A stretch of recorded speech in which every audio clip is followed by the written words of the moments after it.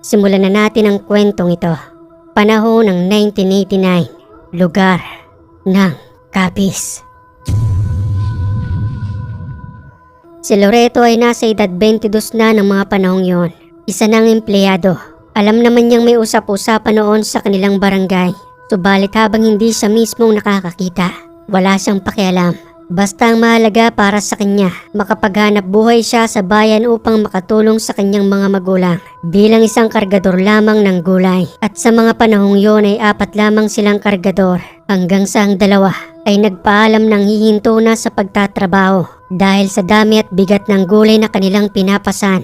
2 na lamang silang natitirang kargador roon. Si Jonas na naging malapit na rin sa kanya, kaya naman mas lalong dumami ang kanilang trabaho. Sambit pa ni Jonas habang nagbubuhat ng sako-sakong gulay na kinakailangan nilang idiskarga. Loreto, wag mo kong iiwan dito Kaya kahit na anong hirap man ang trabaho natin, pinipilit ko. Siguro pag umalis ka rito baka umalis na rin ako. Kasi hindi ko nakakayanin ang bigat ng trabaho. Huwag kang mag-alala, Jonas. Hindi kita iiwan dito. At saka pareho lang naman tayo ng dahilan. Matatanda na rin kasi ang mga magulang ko. At ang mga kapatid ko naman ay may kanya-kanya ng pamilya. Kaya hindi rin ako pwedeng tumambay lang. Tama ka roon. Yung 2 kasi nating katrabaho na nag-resign mga binata lang. Walang malaking obligasyon. Kaya para sa kanila madali lang iwan ng trabaho. Hindi tulad natin na may malalaki ng pasanin. Hayaan lang natin sila. Maiisip din naman nila yung balang araw kapag nagkaroon na rin sila ng obligasyon sa buhay. Tama ka roon. Sa bigat nga ng obligasyon natin ang lalaki na ng katawan natin. Kakabuhat ng sandamakmak na gulay.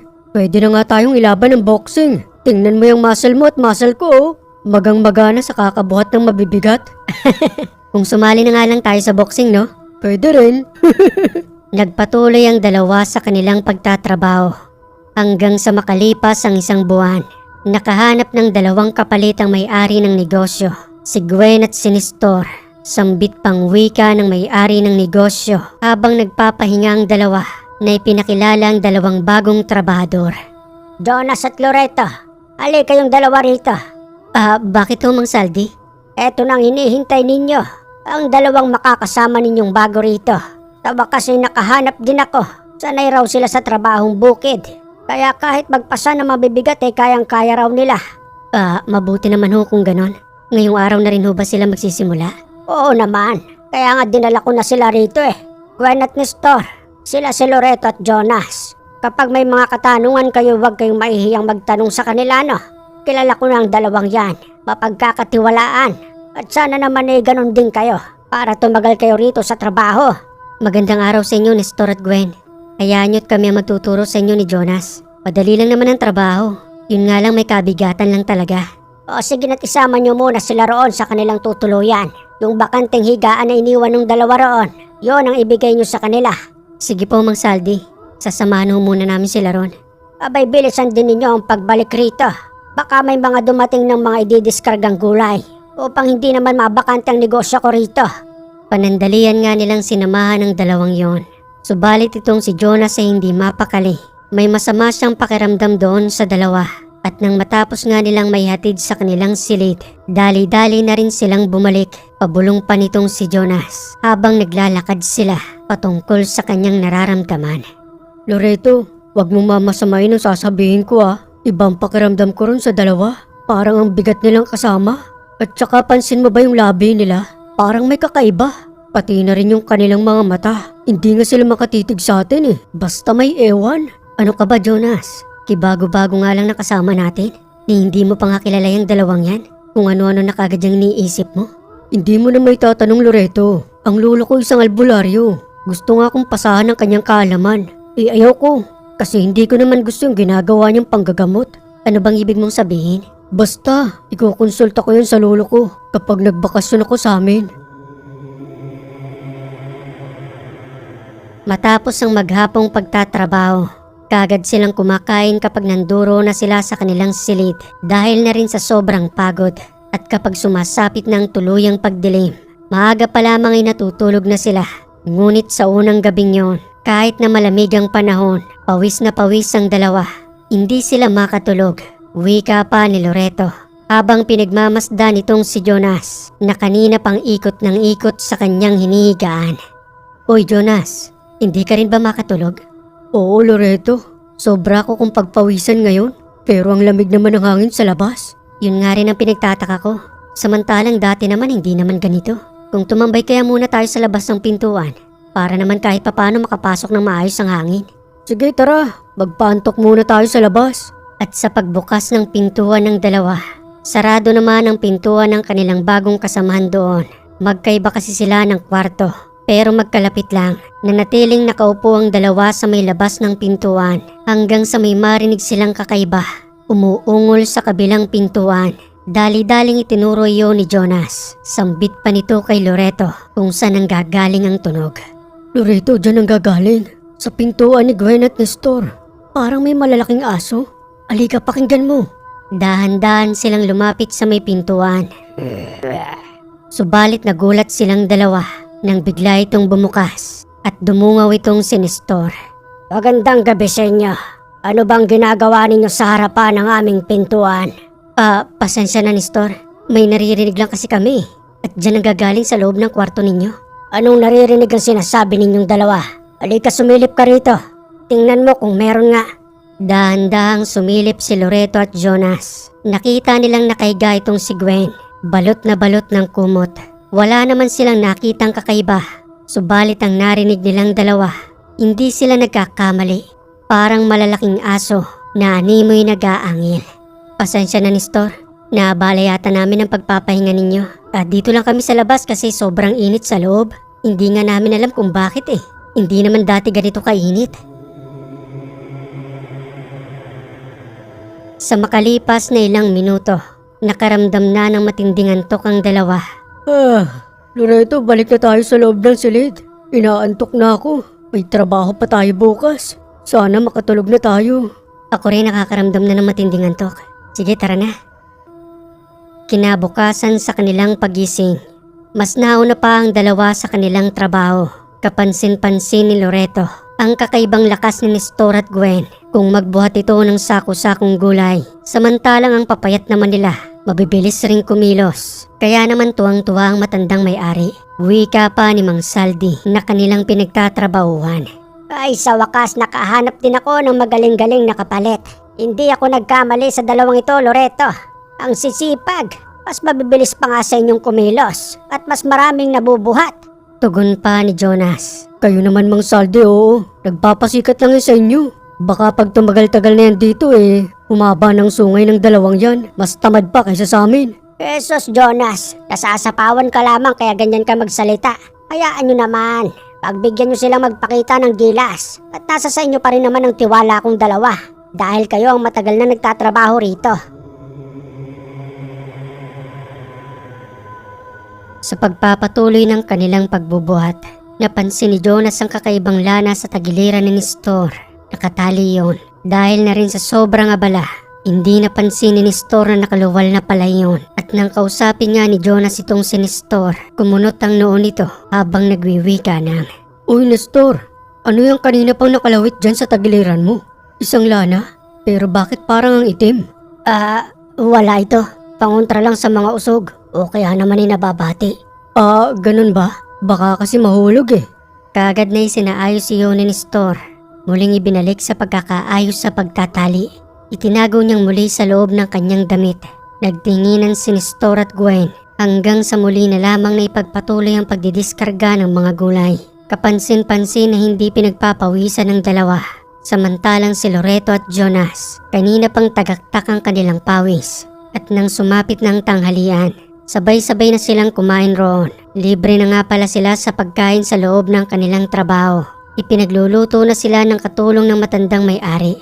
At ang kanilang napansin pa roon, ang pagkailang ng dalawa sa ulam. Dahil sa may nakahalong bawang na naging dahilan ng paglayo ng dalawa na humanap na lamang ng kanilang pagkaing ulam.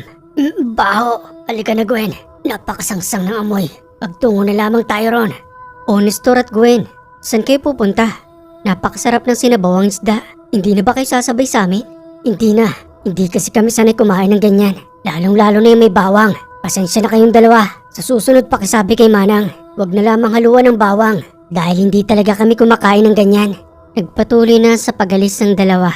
Naghanap ng kanilang makakain Pabulong pang wika ni Jonas kay Loreto nang lubusang makalayo ang dalawa. Tingnan mo ang dalawang yan, Loreto. Wala man lamang pakikisama. Hindi mo ba napansin ang pagiging kakaiba nila? Kanina hindi man lamang pinagpapawisan. Ataw na nga tayo sa trabaho Pero sila, parang nagsisimula pa lang. Tapos ngayon naman, ang amoy ng bawang kinaiilangan nila. Diba tama ang sabi ko sa'yo? May kakaiba akong nararamdaman sa dalawang yan. Ikaw naman Jonas, oo. Kanina ka pang kontra ng kontra sa dalawang yan. Malay mo naman sadyang sanilang sila sa trabaho, kaya hindi na pinagpapawisan. At kung patungkol naman sa bawang, meron din namang taong hindi talaga kumakain ng bawang. Kanya-kanya lang siguro yan ang kinasanayan.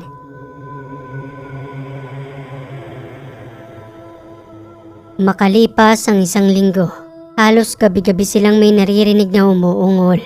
Hanggang sa nasanay na lamang itong si Loreto at Jonas ni hindi na nila yun pinapansin upang makatulog ng maaga at makapagpahinga para sa kinabukasang trabaho. Subalit nang dumating ang araw ng Biyernes, nagulat ang dalawa at nagising sa kanilang pagkakatulog nang biglang may kumalabog sa ibabaw ng bubungan doon mismo sa tapat ng kanilang silid. Loreto, ano yun?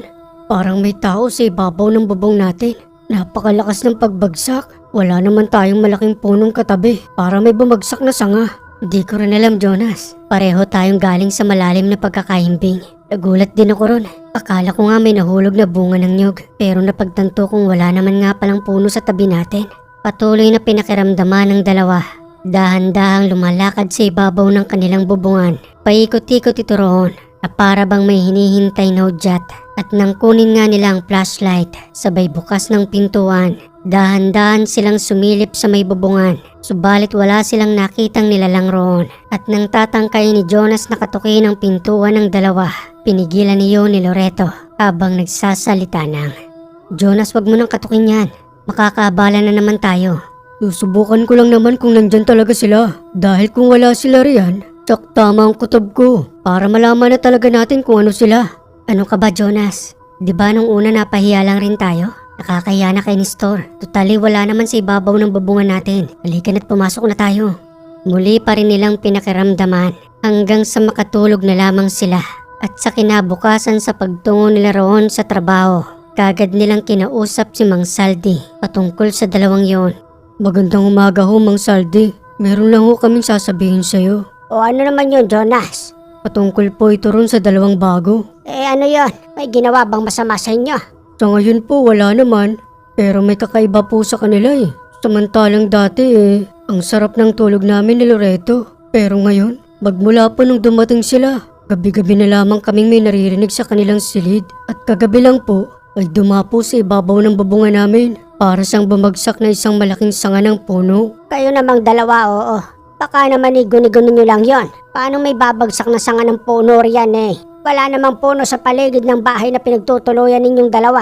Yun na nga po, Mang Saldi, ang pinagtataka namin. Wala nga pong puno. Pero bakit may lumagapak kagabi? Ay nako Jonas, baka gumagamit ka na ng bawal na gamot. Kayong dalawa ha, kapag nalaman kong ganyan ang ginagawa ninyo, abay ngayon pa lamang itatanggalin ko na kayo rito. Total kaya naman ng dalawang bago ang trabaho ninyo. Dahil ayaw ko nang may bisyo rito ayaw kong malasin ang aking negosyo. Kilala niyo naman po kami Mang Saldi. Hindi ho namin gagawin yan. Base lang po sa nararanasan namin ang sinasabi namin sa inyo. O siya sigit, magmamasi din ako kapag kagabi.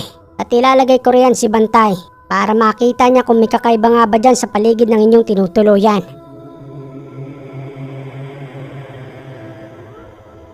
Makalipas ang 1 buwan, humingi ng 3 araw na bakasyon itong si Jonas kay Mang Saldi.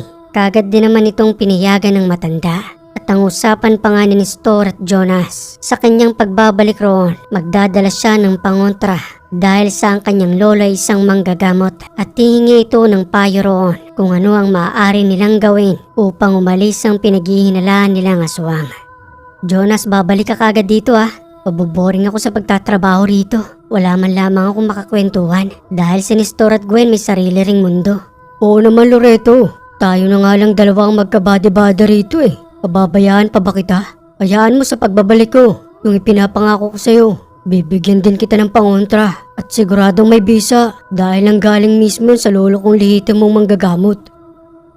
Sa muling pagsapit ng gabi, habang nag-iisa na lamang roon si Loreto, Muli na naman niyang narinig ang ingay sa kabilang kwarto at habang unti-unting lumalalim ang dilim, narinig niya ang pagkahol ni Bantay kung sana'y nakatali ito sa labas ng kanilang dormitoryo. Dahan-dahan siyang sumilip sa may pintuan. Nakita niya itong si Bantay na nakatingin sa pintuan ng dalawa kung sana'y patuloy siyang kumakahol. Hindi mapakali sa kanyang pagkakatali habang nakabahag ang kanyang buntot na nakikita ni Loreto ang takot ng aso. Ano ba talaga ang meron sa dalawang to? Bakit ganyan na lang ang takot ng aso? At nang marinig ni Loreto ang dahan-dahang pagbukas ng pintuan ng dalawa, kaagad niyang sinarado ang kanyang pintuan habang patuloy siyang nakikiramdam sa paligid. 10 oras na ng gabi, saan kaya magtutungo ang dalawang yon? Hanggang sa wala na siyang marinig ng kahol ni Bantay, nagtungo na lamang siya sa kanyang higaan, nagtalokbong ng kanyang kumot hanggang sa pinilit na makatulog. Kinabukasan ay may narinig siyang katok. Sunod-sunod iyon sa kanyang pintuan habang patuloy na tinatawag ang kanyang pangalan na nagwiwika ng Loreto! Loreto! Magandang umaga ho, Mang Saldi. Ang aga niyo naman ho yatang pumunta rito. May kailangan ho ba kayo? Anong maagang sinasabi mo? Abay tanghali na. Papasok ka ba sa iyong trabaho ngayon? O lalagyan na kita ng absent? Ano? Tanghali na ho ba? Abay oo. Kanina pang nanduro ng dalawa mong katrabaho. Si Nestor at Gwen. Sandali lang ho, Mang Saldi. Papasok ho ako. Sayang naman ho ang araw, wala naman akong gagawin dito. Eh bakit ka kasi tinanghali ngayon? Nakapagtataka ka naman. Samantalang hindi ka naman ganyan dati. Yun na nga ho, Mang Saldi. At isa pa nga pala. Nasaan na dito si Bantay? Kanina ko pang hinahanap rito ay wala na siya roon sa pinagtalian ko sa kanya. Nagulat ang dalawa nang hindi na makita itong si Bantay. Putol na ang kanyang tali at may kaunting bakas ng dugo roon. At dahil doon ay mas lalong tumindi ang pagdududa ni Loreto. Subalit ang iniisip lamang ng matanda, nakawala lamang ito sa kanyang pagkakatali. Kaya pinabayaan na lamang ang pagkawala ni Bantay.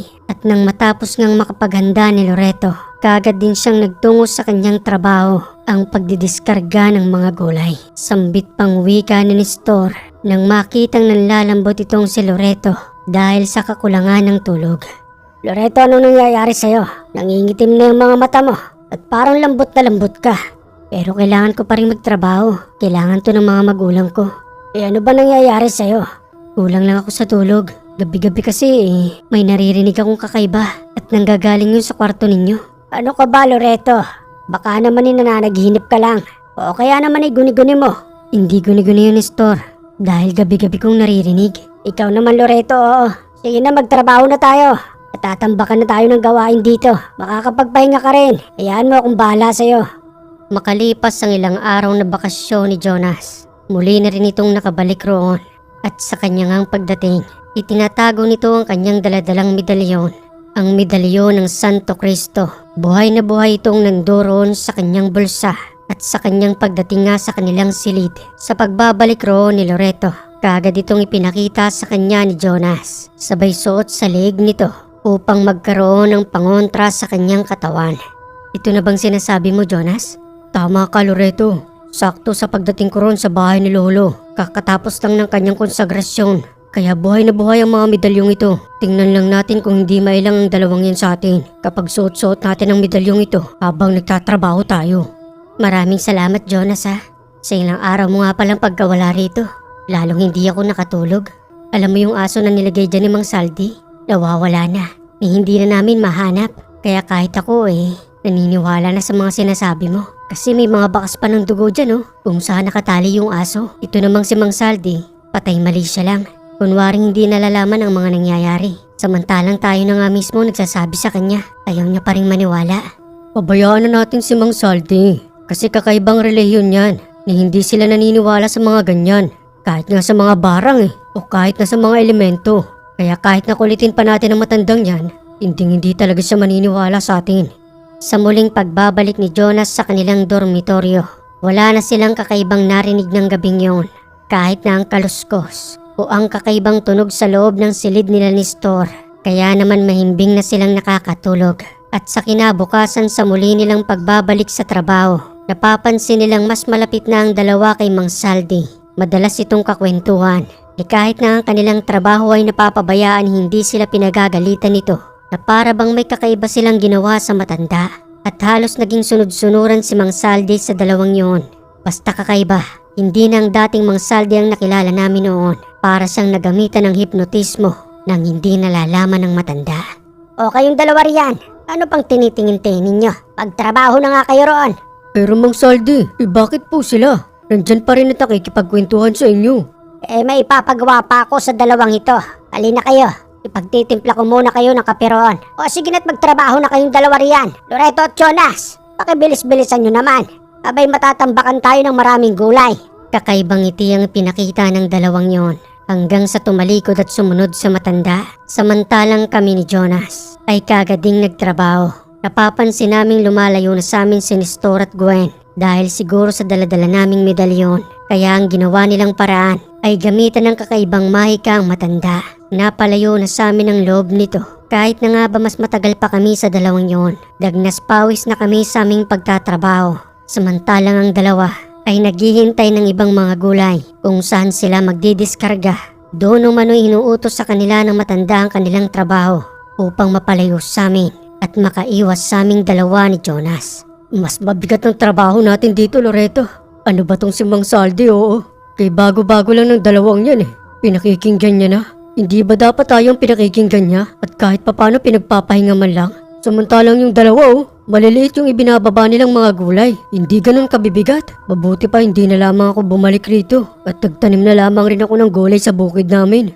Hayaan na natin sila, Jonas. Ang mahalaga magkasama pa rin tayo. Kung iniwan mo ko, baka umalis na rin kagad ako rito. Trabaho naman ang pinunta natin dito, hindi sila, di ba? Sa bagay, halika na nga't pagtulungan na natin yun. Mas marami pa tayong gagawin. Makalipas ang 2 buwan, lumapit sa amin ang matandang si Mang Saldi. Sambit pang wika nito sa amin habang nandoon kami't abala sa aming trabaho. Loreto at Jonas, may maganda akong balita sa inyo. Ano po yun, Mang Saldi?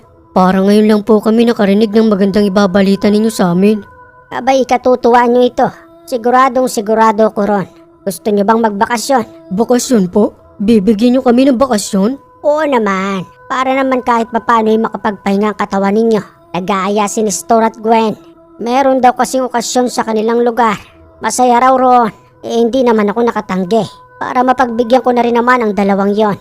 Parang napakabait nyo naman yata sa dalawang yun, Mang Saldi. Abay, ayaw nyo ba nun? Pati nga kayo inaanyayahan para magtungo sa kanila. Ayaw nyo ba nun makakapagpahinga pa kayo? At libre pa ang pagkain na titirahan natin doon. Sila na umano ang bahala. Paano naman ho ang negosyo nyo rito? Yung ibang mga paparating na gulay? At saka ano ho bang okasyon? Ako naman ang may kontrol ng negosyo ko. Pwede akong hindi tumanggap ng ilang araw. Nasa sakin naman yon. Ang sabi sa akin ng dalawa na ang gaganaping okasyon sa kanilang barangay maagang selebrasyon ng Pasko. Ganun daw kasi sa kanila. Paano pong maagang selebrasyon ng Pasko? Samantalang November pa lang po ngayon. Kakatapos lang ng araw ng mga patay. Abay, maalay ko. Basta yun ang sabi sa akin ni Nestor. Ang mahalaga inibitahan tayo. Hindi naman siguro masamang makisaya sa kanila. Ano ba, sasama ba kayo o maiiwan kayo rito? Huwebes tayo aalis. Dahil ang selebrasyon ay Biyernes, araw ng kabilugan ng buwan.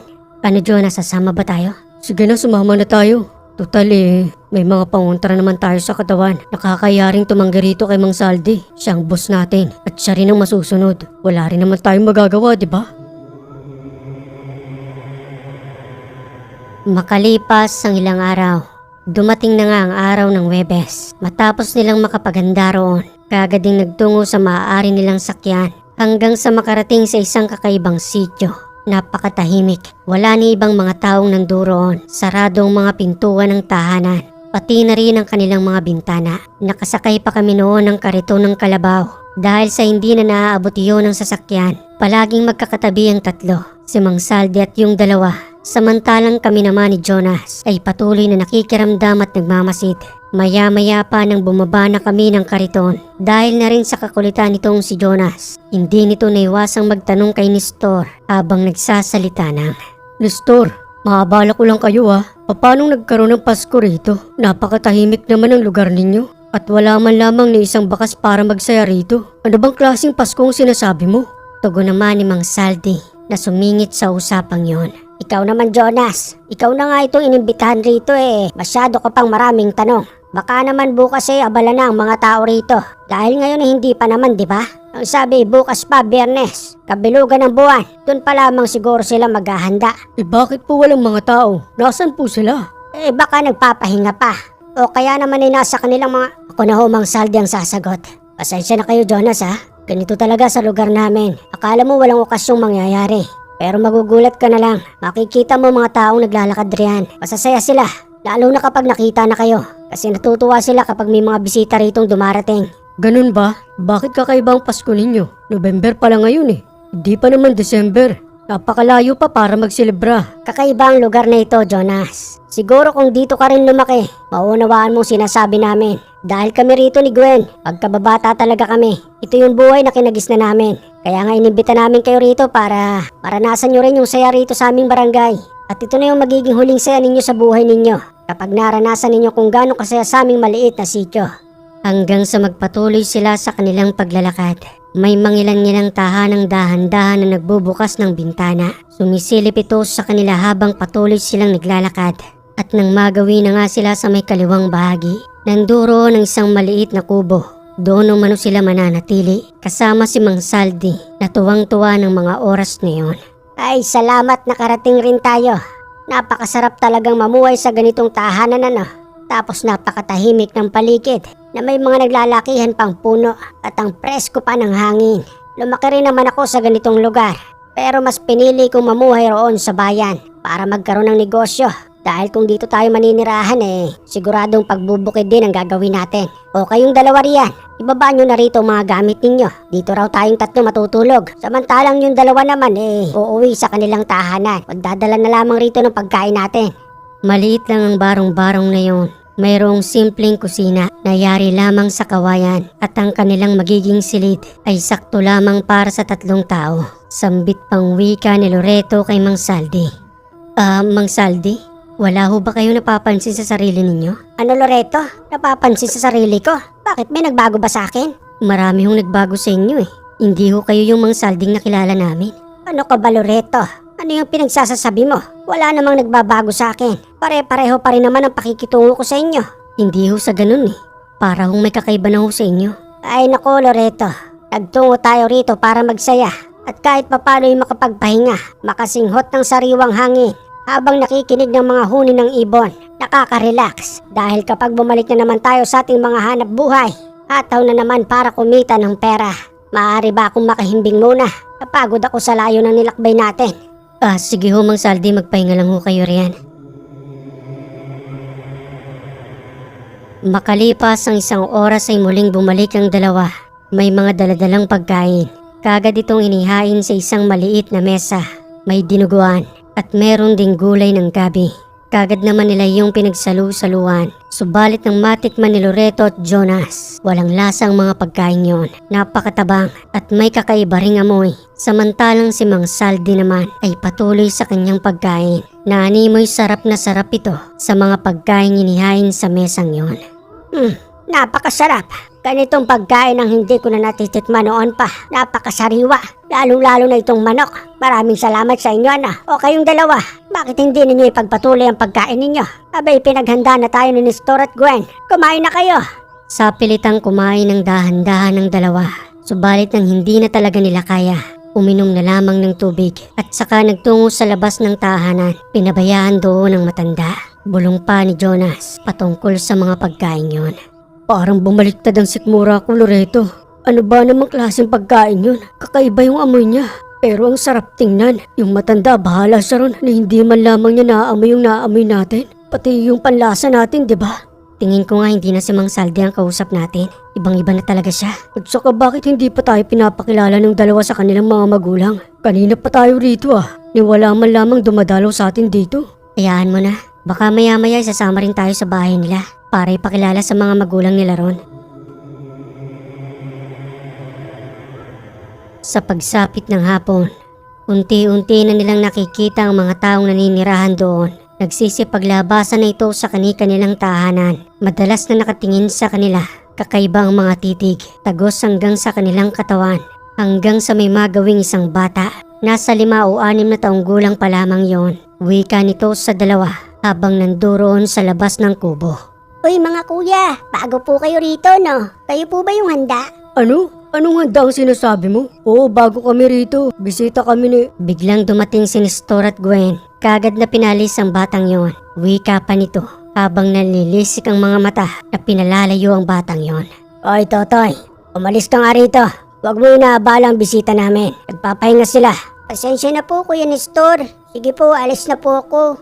Sa dali-daling paglayo ng bata, animoy nakaramdam ito ng matinding takot sa dalawa, pati na rin sa amin. Dahil sa pinagpawisan ng bata sa paglapit, pati na rin itong si Nestor at Gwen. Hanggang sa pumasok ito sa maliit na kubo, kinausap si Mang Saldi. Panandalian umano kaming magtutungo sa kanilang tahanan para ipakilala sa kanilang mga magulang. At nang lumabas na nga si Mang Saldi, kagad din naman kaming iyaya nito at naglakad na kaming patungo sa kanilang tahanan.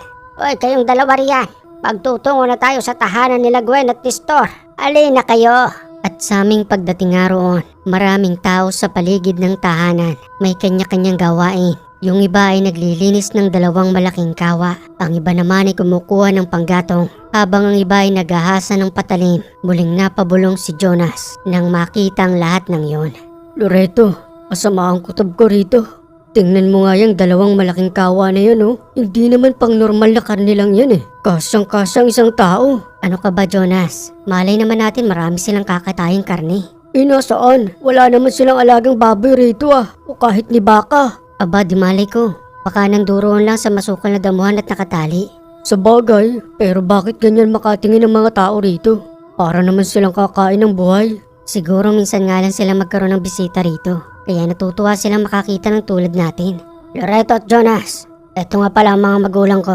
Pati na rin ang mga magulang ni Gwen. Matatalik silang magkakaibigan. Kaya pati kami ni Gwen ay ganun din. Magandang hapon po sa inyo. Magandang hapon po sa inyo. Salamat po sa pagtanggap ninyo sa amin dito. Walang ano man yon. Mananatili kayo sa aming lugar. Kami na ang bahala. I-enjoy nyo lamang ang aming maliit na sityo. At sa pagdating ng Kapaskuhan kinabukasan, matutuwa ang bawat isa. Dahil ang kasiyahang yon ay minsan lang nagaganap sa isang taon. Ganun ho ba? Ano ho bang lulutuin ninyo sa kawang yun? Sobrang lalaki naman po yata. Jonas, gusto nyo bang magkape?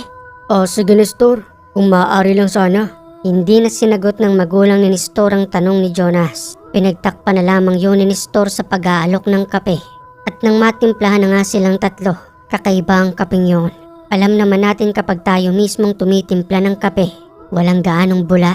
Pero yung ibinigay ni Nestor, may kakaiba siyang bula na para bang hinaluan ng laway.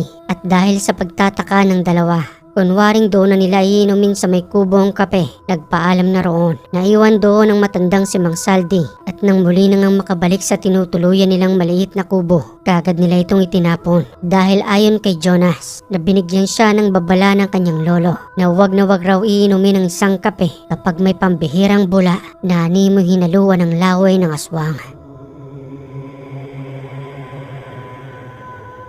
Loreto, umalis na kaya tayo habang maaga pa? Papadilim na Jonas. At saka hindi natin maaaring iwan si Mang Saldi. Ano na lamang sasabihin niyan sa atin? At siguradong tatanggalin tayo sa trabaho kung aalis tayo rito. Pahamak rin itong si Mang Saldi. Imbis na nananahimik tayo ron sa ating pagtatrabaho, isinama-sama pa tayo sa werdong lugar na ito. Walang kuryente sa lugar na yon. Kaya naman ang gamit ng mga taong nanduroon ay ang kanika nilang mga gasera. Nagsindi ng isang maliit na gasera itong si Loreto. Subalit kalahating gasera na lamang ang nalalabi. Nanatili sila roon sa maliit na kubo. At sa pagpatak ng alas 7 ng gabi, muling bumalik si Mang Saldi sa maliit na kubo. May daladalang pagkain. Sambit pang wika nito kay Loreto at Jonas habang nakahiga sa may sahig. Hoy, kayong dalawa riyan. Aba, nagtungo tayo rito para magsaya. Pero bakit parang natutulog na kaagad kayo? Kaya aga-aga pa. Mang Saldi, umuwi na po kaya tayo? Napaka-boring naman po rito. Abay, hindi ka lang siguro sanay sa ganitong lugar. Samantalang nung kabataan ko ganito rin. Kahit na tahimik para sa akin masaya kami. Halina kayo't kumain na muna tayo. Etong daladala kong mga pagkain. Makikilaro tayo ron sa labas. Nagpupulong-pulong sila. Doon mismo sa may gitna ng apoy. Napakasaya noon. Ginagawa rin namin yun noon nung bata pa kami. Kagad na inihain ng matanda ang pagkain. Subalit tulad pa rin ng dati. Walang kalasa-lasa. May kakaibang amoy. kaya hindi kumakain ng dalawa. Tiniis na lamang nila ang gutom na naghihintay na matapos ang gabing yon para dumating na ang araw ng Biyernes upang makauwi na sila sa kanilang trabaho. Abay kaya sarap-sarap ng pagkain. Hindi ninyo kinakain. Anong klase kayong dalawa? Ang gusto nyo lamang kainin ay ang lutong pagkain ni Manang. Nakakahiya kayong isama sa ganitong okasyon. Napaka-arte ninyo. Hindi naman po sa ganun, Mang Saldi. Pero wala pong lasa yung pagkain eh. Hindi nyo rin ho ba naaamoy yung amoy niyan? Para ho siyang sirang karne. Ay sus, kung ayaw nyong kumain, di ako na lamang. Pakinggan nyo nga yung sikmura ninyo. Patuloy na lamang sa pagkalam. Kayaan nyo't bukas rin hihingi ako ng saging. Baka may tinibang hinog na saging roon sila ni Store. Mas maganda pa nga ho yun, Mang Saldi. Kahit saging na lang ho, mabubusog na ho kami nun. Kakaiba ng kumain noon si Mang Saldi. Para na siyang hayop na gutom at sarap na sarap sa kanyang pagkain. At sa makalipas nga ng ilang minutong paghihintay, nagyaya itong lumabas ng kubo sa 10 oras na nga ng gabi. Nagtungo kami roon sa gitna ng pagpupulong. Sa tansya namin ay nasa 30 pori ng mga naninirahan doon. Nagsasaya sila habang nakapalibot sa gitna ng apoy, kakaibang mga ngiti. At may sinisigaw silang mga salita. Hindi namin maunawaan ni Jonas. Hanggang sa mapansin namin ang isang kakaibang rebulto. May sungay itong kulay itim. Nakakatakot ang itsura. Hanggang sa may lumapit sa aming isang babae. Maganda ang kanyang muka. Napakaamo. Sambit pang wika nito na animoy nang aakit. Magandang gabi sa inyo. Salamat sa pagdalaw sa aming maliit na sityo.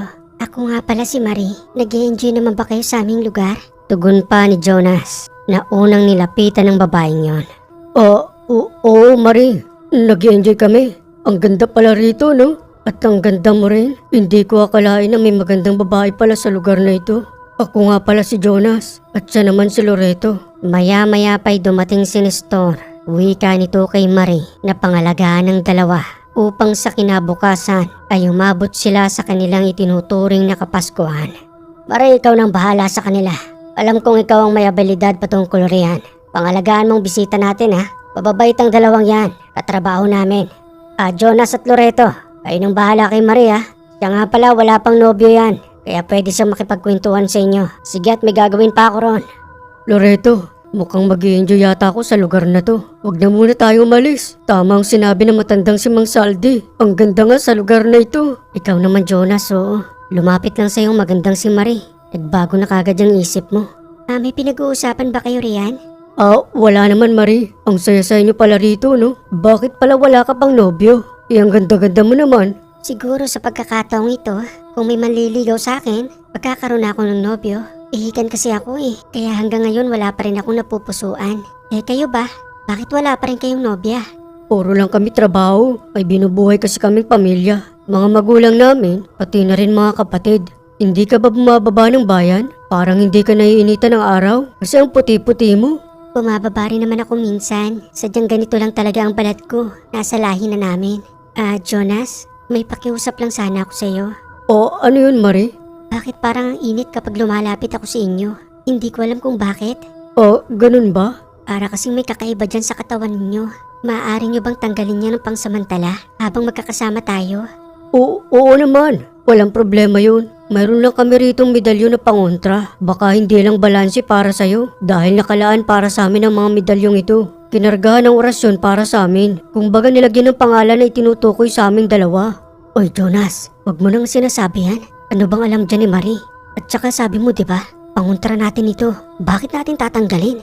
Ipakiusap sa atin ni Marie. Wala naman sigurong masama diba? Tanggalin na muna natin. Kapag kausap lang naman natin siya, pagbigyan na natin, minsan lang tayo magkaroon ng kausap na ganito kaganda. Isa ka rin sa pahamak Jonas eh. Ang bilis magbago ng isip mo. Ganyan ka na ba kahina? Hindi naman sa ganun Loreto. Hali kayong dalawa. Pagtungo tayo nun sa isang malaking punong yon. Ang ingay kasi rito eh. Nagsasaya pa ang mga kabarangay namin para makapagkwentuhan man lamang tayo. Kasi kinabukasan, mas abala na rin kami sa pagluluto ng mga pagkain para sa handa sa aming barangay. Sige Marie. Saglit lang ha. Magtutungo lang kami sa may kubo. May tatanggalin lang kami ron ni Loreto. Hinila ni Jonas itong si Loretong patungo sa may kubo upang tanggalin ang ibinigay sa kanilang medalyon. Isinabit nila yun sa may pako at kagading bumalik kung nasa saan itong si Marie. Naupo sila sa isang malaking ugat ng puno. Doon ay nagkwentuhan. Kakaiba kung kausap itong si Marie Nakakaaliw kung baga dahil sa marami siyang kwento sa buhay. Hindi na nila namalayan ng oras hanggang sa unti-unting nagsisipag-alisan ang mga tao roon. Umuwi sa kani-kanilang tahanan. Ang iba naman ay nagsususuot sa mga damuhan. Nagtataka si Loreto kung saan pa magsisipagtungo ang mga taong nandoon. Samantalang pasado 10:00 na ng gabing yon na may mga naririnig din silang huni ng ibon at talulong ng mga aso na nanggagaling sa kagubatan. Patutsyadang wika pa ni Loreto na sumabat sa pag-uusap ng dalawa na abala sa pakikipagkwentuhan. Pasensya na kayong dalawa ha. Gabing-gabi na kasi at parang may kakaiba akong nararamdaman sa paligid. Naninindig ang balahibo ko dahil sa huni ng mga ibon at may mga alulong din ng aso. Mga alaga niyo bang asong yon? Oo, mga alaga namin yon. Paminsan-minsan kasi sumusuot sila riyan sa mga damuhan. Kaya ayun, kapag nakakakita ng kung ano-ano ay umaalulong ng kusa. Bakit parang kakaiba? Ganun lang talaga yon. Masyado ka namang kabado, Loreto. Ito nga't kasama pa natin si Mario. Kay babae niyang tao nandito pa nga siya Wala na kasi yung ibang mga kabarangay nila rito. Nagsisipagtungo ron sa masukal na damuhang yon. Ano bang gagawin nila ron? Siguro may kukunin lang sila. Pabayaan na natin yon. Huwag mo silang intindihin. Oo nga naman, Loreto. Silang nakakaalam sa lugar na ito. Kung ano-ano namang napapansin mo. Ang sarap-sarap ng kwentuhan namin dito ni Marie. Sumisingit ka pa riyan. Alam mo Jonas, kanina pa rin nating hindi nakikita si Mang Saldi. Nasaan na kaya matandang yon? Oo nga pala, si Mang Saldi. Marie, hindi ka pa ba matutulog? Hindi pa rin ako inaantok Pero sige kung hinahanap nyo na si Mang Saldi. Siguro hanapin nyo na muna siya. Pero baka nandudo na siya sa inyong kubo. Sige Marie. Masyado na rin lumalalim ang gabi. Gusto mo ihatid ka muna namin sa bahay ninyo? Para kahit papano safe ka namang makauwi? Hindi na, sanay naman ako rito. Kahit nga oras ng gabi umuwi ako na mag-isa. Dahil kilalang kilala naman ako ng mga taong nandirito. Sige, ikaw ang bahala. Uwi na muna kami Bukas ulit magkwentuhan tayo. Ang sarap mo kasing kakwentuhan Ang bilis ng oras na lumilipas. Oo naman Jonas. Lalo na bukas at Kapaskuhan na. Kailangan namin kayo para sa kasiyahan ng maliit naming sityo. Sige Marie, magandang gabi uli. Mag-iingat kang pauwi sa inyo Pinagmasdan ni Loreto kung saan nagtungo ang babae. Napansin niyang doon din nagtungo ito sa pinuntahan ng karamihan. Doon sa masukal na damuhan kung saan may mga umaalulong na aso. Pinabayaan na lamang yun ni Loreto at sa muli nilang pagbabalik sa kanilang maliit na kubo. Dali-dali nilang hinanap si Mang Saldi. Wala rin ito roon. Hindi nila alam kung saan nagtungo. At nang hanapin nila ang kanilang Santo Cristong medalyon, wala na ito sa pinagsasabitang pako. Sambit pang wika ni Jonas habang nag-aalala sa pagkawala ni Mang Saldi, pati na rin ang kanilang medalyon. Dito lang natin sinabit yung Loreto. Sino naman kukuha nun? Hindi naman nila alam kung anong bisa nun, di ba? Yun ang hindi ko alam, Jonas. At bakit nila kukunin ang medalyon natin? Para saan, di ba? At sinong may kakayanang kumuha nun? Wala namang ibang makakahawak nun kundi si Mang Saldi. Yun na nga Isa pa yun si Mang Saldi kung nasaan na nga ba siya. Ay nako, ano nang gagawin natin? At saan natin nahanapin si Mang Saldi sa ganitong oras? At habang nakahiga na sila sa may sahig, habang natutulog, bumukas ang kanilang pintuan. Dumating si Mang Saldi. Pasado 1:00 na iyon ng madaling araw. At nang maalimpungatan ng dalawa, kaagad na sinindihan ni Loreto ang gasera. Wika pa nito sa matanda na may bakas ng dugo sa kanyang damit. Mang Saldi, saan ho kayo nanggaling? 1:00 na ho ng madaling araw.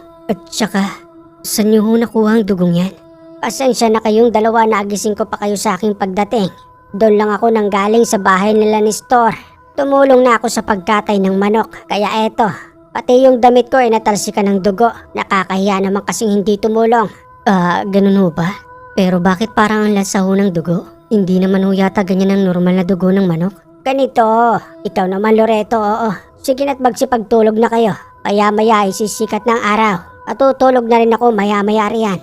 Sige ho Mang Saldi. May dala ho ba kayong pagkain riyan? Oo nga pala Pero sinabi ko na kay ni Store na kung meron silang saging magdala rito. Sige ho. Matutulog na lang ho kami ni Jonas. Ito ho yung bakanting higaan para sa inyo. Sige na't matulog na kayo. Kinabukasan sa pagtiktilaok ng manok, wala na rin doon ang matanda. Kaagad na tumayo ang dalawa upang itanong kung nasaan ang kanilang medalyon. Nalimutan kasi nila yung itanong kagabi. Subalit hindi makita ang matanda, pati na rin sa labas ng kubo. Wala rin ang mga taong kagabing nagsasaya. Gayon din si Marie ay hindi nila makita. Nasa na kaya ang magandang si Marie? Gusto ko na siyang makita, Loreto.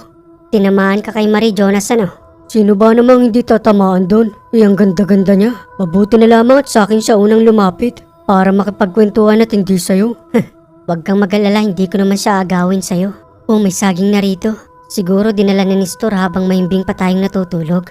Pero nasa na kaya si Mang Saldi? Masyado nang naging abala ang matandang yun pagdating dito. Na para bang kakilala niya na sila Nestor. Yun ang pinagtataka ko sa matandang yun. Kapansin-pansin din yung dugo niya sa kanyang damit. Nahihiwagaan na rin ako kay Mang Saldi na hindi ko nga siya naramdaman na humiga rito. Di ba dapat katabi ko siya? Pabayaan na lamang natin. Total huling araw na ng pananatili natin dito. Siguro masyado lang siyang naging masaya dahil ganito raw ang buhay nila noon nung bata pa siya. Nanatili ang dalawa sa labas ng kubo habang kumakain ng saging. Nagmamasid sa paligid. Sarado ang mga bintana at pintuan ng mga tahanan doon. Tulad ng kanilang unang pagdating at nang naglakad sila sa paligid kung saan ay nagsipagtipon-tipon kagabi ang mga tao. Nakita nilang nanduro na ang dalawang malaking kawa. Nakalagay ito sa gitna kung saan ay doon nila inilalagay ang nakakakilabot na ribulto. Wika pa ni Jonas habang tinitingnan ng dalawang malaking kawang yon. Napakalaki naman ito. Parang sobra-sobra naman yung pagkain para sa ilang mga taong nandirito sa barangay. Sukatin mo sa iyong sarili, Loreto. Kasyang-kasya tayong dalawa. Ano ka ba, Jonas? Wag mo nga yung paglaruan. Mamaya niyan may makakita sa atin dito. At pagalitan pa tayo dahil malinis na yan. Sinusukat ko lang naman, di ba? Dahil nakakatuwa tingnan eh.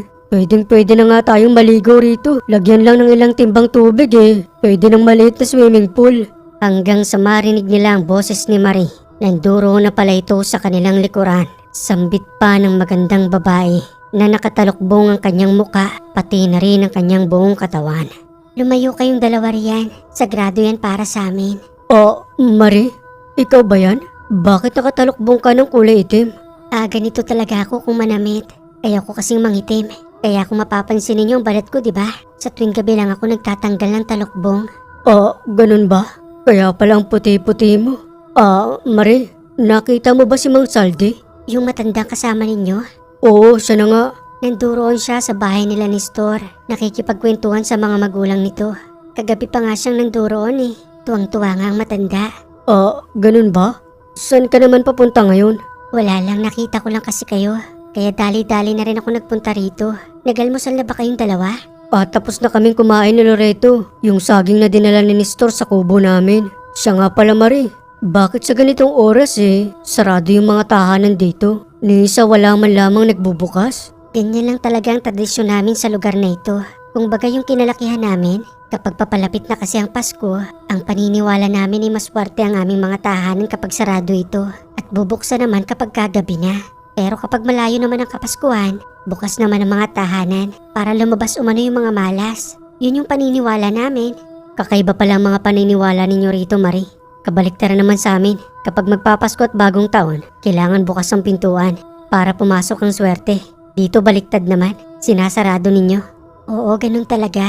Magkakaiba naman tayo ng mga pananaw sa buhay. Gusto niyo bang magtungo kay Nestor? Sasamahan ko kayo. Hindi na, Marie. Basta alam naming nandoon si Mang. Hoy, kayong dalawa riyan. Ano bang ginagawa ninyo? Ayan na pala si Mang Saldi. Sige, kalis muna ako May gagawin lang kasi ako. Sige, Marie. Kwentuhan ulit tayo mamayang gabi Kasi huling araw na namin dito. Oo naman, Jonas. I-enjoy natin ang huling gabi ninyo. At sigurado ako na mas marami pang magiging masaya kapag lubusan kayong nanatili rito. Ano? Wala yun. Sige, alis na ako. Dali-daling nagtungo ang dalawa sa kanilang tinutuluyang kubo. Pumasok na roon ang matanda. At ang una nilang bungad na tanong kung nasa saan ang kanilang medalyon. Mang Saldi, napansin niyo ho ba ang nakasabit naming medalyon dito? Medalyon? Wala naman akong napapansin riyan. Kailan nyo lang ba isinabit? Kani-kanina lang. Hindi po, kagabi pa po At nang balikan na po namin dito, wala na po yung medalyon. Ay wala akong nakita riyan, Jonas. Abala ko roon kay Nestor. Ano bang halaga nun para sa inyo? Pangontra po namin, Mang Saldi. Pangontra? Para saan? Sa mga may masasamang loob na magtatangka sa amin. Yun po ang purpose ng medalyon na yun. Ganun ba? Yun nga lang ay wala naman akong nakita. Hayaan nyo't ipagtatanong-tanong ko. Baka may pumasok na iba rito at kinuha yon. Sige ho, Mang Saldi. Mas mabuti pa nga ho siguro. Maaari ba ako magpahinga muna? Antok na ako. Hindi rin ako nakatulog kagabi. Bumalik ako roon kay Nestor. Mas ginugol kong oras ko sa pakikipagkwentuhan. Kaya eto, antok ang inabot ko. Mas lalong naging kakaiba ang pagkilos ng matanda. Tulog na siya sa araw at sa gabi naman ay mas lalong aktibo ang kanyang katawan.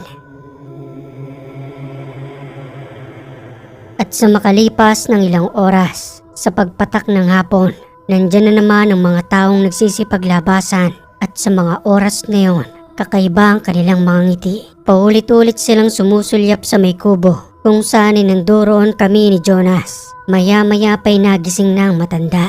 Sambit pang wika nito sa amin habang patuloy na naghihilamos. O kayong dalawa riyan, maghanda na kayo. Magtutungo muna tayo roon sa may bukal ng balon. Isang araw na tayong hindi naliligo. Halina kayo, maya-maya ay magsisimula ng kasiyahan dito. Kaya kinakailangan din naman nating maging mabango. Kagad kaming sumunod noon sa matanda at sa aming pagdating sa may balon, nandoon din si Marie, naliligo. May tapis ito hanggang sa kanyang dibdib. Kitang-kitang kaputihan ng kanyang balikat. Dahan-dahan na rin nagdidilim noon, kaya naman nagmamadali kaming naligo. Samantalang itong si Jonas, nakipagkwentuhan pa kay Marie patungkol sa kasiyahang gaganapin sa gabing yun. Ang puti mo pala talaga, Marie, no? Siya nga pala. Bakit gabi ang simula ng pagdaraos ng Pasko sa inyo? Dapat kanina pa umaga, di ba? Pero wala kaming nakikitang mga tao. Tulad nga ng sinabi ko sa inyo, Jonas, kakaiba ang Pasko namin. Kaya nga nagsisipaganda ng mga tao ngayon para mamaya kasama namin kayo sa kasiyahan. Ganun ba? Baka pwedeng tumabi uli ako sa iyo mamaya para makapagkwentuhan tayo. Oo naman, di ba magkaibigan na tayo? Sige, talis na ako. Kinakailangan ko pang ihanda ang sarili ko para sa inyo mamaya. Ayos. Sige, mag-iingat ka, Marie. Kita-kits na lang mamaya, ha? Ay nako, Jonas. Kakaiba na talagang tama mo kay Marie. Kagabi lang kayo nagkakilala Feeling close ka na kagad. Bakit wala namang masama ron Binata naman ako at dalaga naman si Marie. Abay, bilisan na ninyong dalawa riyan. Aabutan na tayo ng takip silim. Maya-maya ay magtitipon-tipon ang mga tao roon. At baka tayo na lamang ang kulang. Basa pa silang tatlo nang magtungo sa kubo. At nang matapos ngang makapagbihis, muling naalala ni Loreto ang medalyon. Panandalian nila yung hinanap ni Jonas. Nagtungo sa likuran ng kubo, dala-dala ang maliit na gasera. At sa hindi sinasadyay natapakan niyo ni Jonas. Kumalansing ang dalawang medalyon. Wika pa ni Jonas sa kanyang muling pagakbang hanggang sa masipat ang hinahanap na medalyon. Nandirito, Loreto. Mabuti na lamang at hindi pinaghiwalay ang dalawang medalyon. Dito itinapon sa likuran ng kubo. At sino naman kaya may gawa nito? May bisa pa kaya ang medalyong yan, Jonas? Natapakan mo na't nahakbangan. Oo naman, Loreto. Sabi sa akin ni Lolo ang mga nawawala ng bisa kapag nahakbangan o lumalapat man lamang sa lupa ay hindi totoong medalyon. Ang kapangyarihang nanggagaling dun hindi nanggagaling sa itaas. Dahil ang totoong kapangyarihan na nanggaling sa may likha ay walang limitasyon. Maliban na lamang kung gagamitin mo ito sa kasamaan, talagang iiwan ka nito. Ganun ba? Akin na yun sa akin. Kasi nakakaramdam na naman ako ng pangingilabot. Mas masama ang kutob ko ngayon, Jonas. Kasi nang dumaan tayo sa pagligo sa balon, nakita ko pa rin nakatiwangwang roon ang dalawang malaking lutuan. Nasaan ang lulutuin nila? At bakit parang may hinihintay lamang silang hudyat? Ewan ko, Loreto. Pero ganun din ang pakiramdam ko. Yayain na kaya natin umuwi si Mang Saldi kahit na madilim na ngayon. Habang patungo na sila sa harapan ng kubo, panandalian silang napahinto. Dahil sa dumating itong si Nestor, inahanap si Mang Saldi. At nang sumagot ang matanda, sambit na wika ni Nestor patungkol sa aming dalawa ni Jonas. Mang Saldi! Mang Saldi! Oh, Nestor! Ano bang kailangan mo? Nasaan na ho si Loreto at Jonas? Abay, umalis rito. Di ko nga alam kung saan nagtungo. Di ba ang sabi ko sa'yo bantayan mo? Paano kung umuwi na yun? Mabubulilyaso ang kasiyahan ngayong gabi. Sila ang magiging handa namin. Abay, nandiriyan lamang yon. Hindi naman sa lahat ng oras makikita ko sila at kasama ko. Nasaan na yung kanilang medalyon? Abay, itinapon ko na dyan sa likuran ng kubo. Kaya wala na silang magagamit na medalyon. Pwedeng-pwede na ninyo silang katayin. Pabuti naman kung gayon. Kaanib ka na namin, Mang Saldi. Isa ka na sa mga kauri naming aswang. Kaya wag na wag mong sasabihin ng patungkol dito. Dahil kung magkagayon, kami ang makakalaban mo sa muli nating pagbabalik sa kapatagan. Abay oo naman.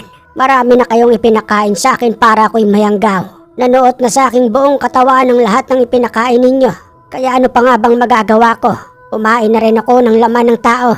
Kung ano man ang iutos ninyo sa akin, abay gagawin ko sa abot ng aking makakaya.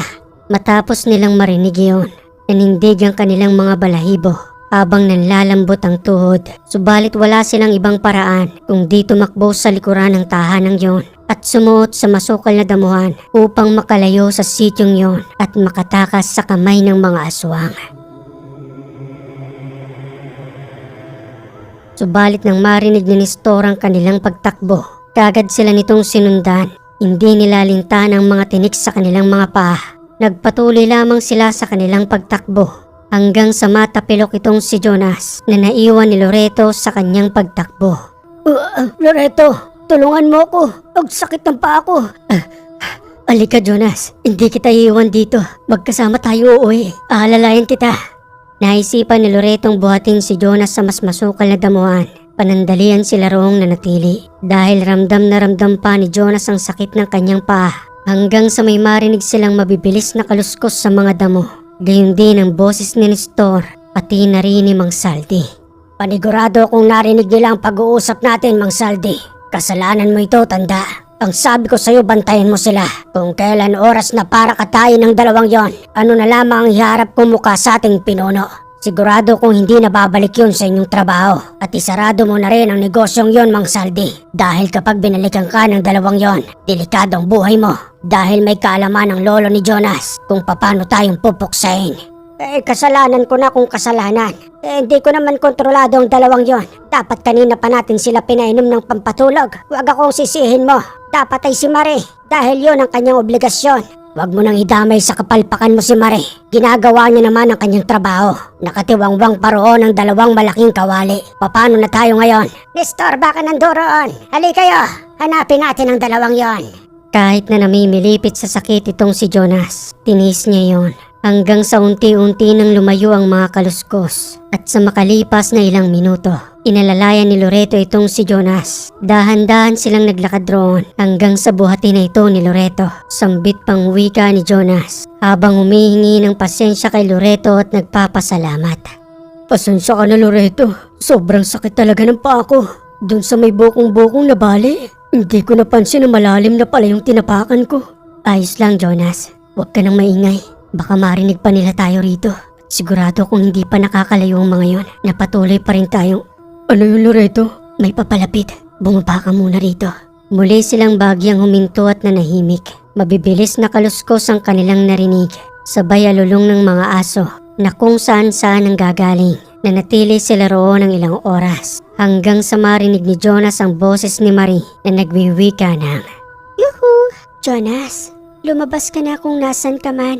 Nandito ako na kaibigan mo. Akong bahala sa'yo. Hindi ka mapapahamak sa aking mga kasamahan. Loreto, si Marie. Di ba kaibigan ko naman siya? Baka hindi naman siya tulad ng iba. Tumahimik ka Jonas. Kung ayaw mong pareho tayong mapahamak, aswang yang si Marie at huwag kang magpalinlang sa kanya. Patuloy silang nagtago at nang muling manahimik ang paligid, binuhat uli ni Loreto itong si Jonas upang lubusan na silang makalayo sa lugar na yon. Bandang 4:00 na ng madaling araw nang muli silang may maramdaman na animoy may patuloy na nagmamatsyag. Dahan-dahan lang Jonas sa pagbaba. May nararamdaman na naman ako. Manatili muna tayo rito. Siguro hanggang sa magliwanag ng araw upang makasiguro tayong ligtas pa rin tayong makakauwi. Subalit napansin nilang tila may mga dalang gasera ang mga taong naglalakad roon. Hanggang sa may isang taong nakarating sa kanilang kinaroroonan. Kamuntikan na sila nitong mataga habang nagtatanong sa kanila ng... Mga aswang kayo no? Hindi kayo makakaligtas sa tabako. Hindi po manong. Mga tao po kami. Nanggaling po kami sa sityo ng mga aswang. Di mga aswang nga kayo? Hindi po. Kamuntikan na po nila kaming mabihag at gawin nilang pagkain kanina. Subalit nakatakbo po kami. Kaya ito, patuloy pa rin po kaming tumatakas. Sigurado ba kayo? Dahil kung hindi, parami kami ritong tatagpas sa inyo. Mga perwisyo kayong mga aswang. Hindi nga po kami aswang. Tao po kami. At nang mapatunayan nga nilang hindi sila aswang, panandalian silang kinupkup ng mga taong iyon dinala sa kanilang sityo na 3 araw ding pinangalagaan dahil sa bali sa paa ni Jonas. Ayon sa mga naninirahan doon, totoong may aswang sa kabilang sityo at yun ang pinangingilagan nila. Kaya naman patuloy ang kanilang pagroronda sa gabi hanggang sa madaling araw upang mapanatili ang katahimikan sa kanilang sityo. At nang lubusan na ngang gumaling itong si Jonas, hindi na sila bumalik sa kanilang mga trabaho dahil maaaring nanduro na si Mang Saldi pati si Nestor at Gwen na hinihintay lamang sila sa kanilang pagbabalik. Umuwi na sila sa kanilang tahanan at hindi malilimutan ang karanasang yun ni Loreto nang minsang natungo siya sa Pasko ng mga aswang. Wakas ng kwento hanggang sa muli.